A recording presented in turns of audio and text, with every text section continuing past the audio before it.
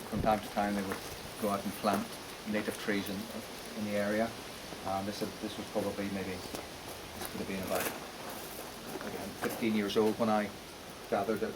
Over a couple of years I dug around the roots and prepared the roots. And again, you can see quite big scars here. Big side branch here.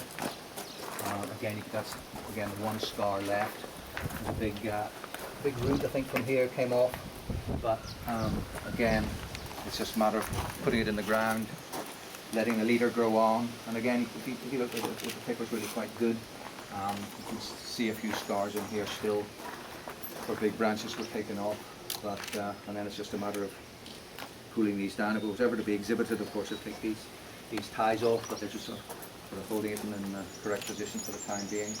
And again, just removing. What I do is when the buds are just coming out, I sort of pluck them before they've actually come out. So that's a technique that quite a few people know about.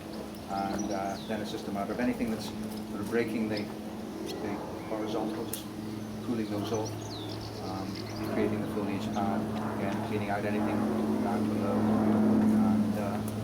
And again, I haven't needed to wire that very much at all, just branch positioning, but each bud seems to, or each twig seems to be in reasonable position now, so it's just, again, it's a matter of pinching it out to start with and then just cleaning off any leaves that are in the wrong position, and then have another flush of growth later in the year.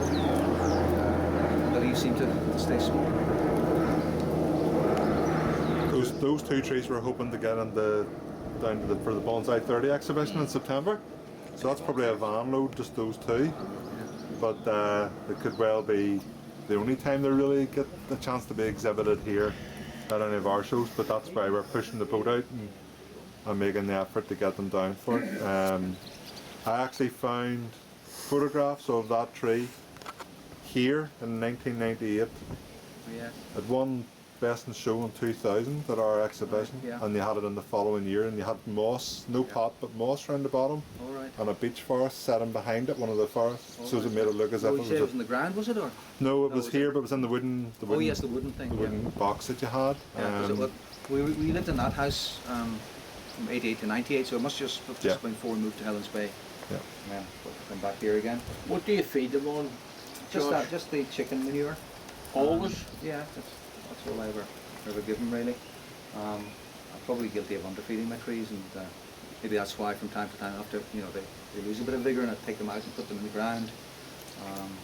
So I probably am guilty of not feeding them enough. But as I say, when if they do lose vigour, I just take them out, give them as you were saying, your trees is like giving them a holiday for a year or so.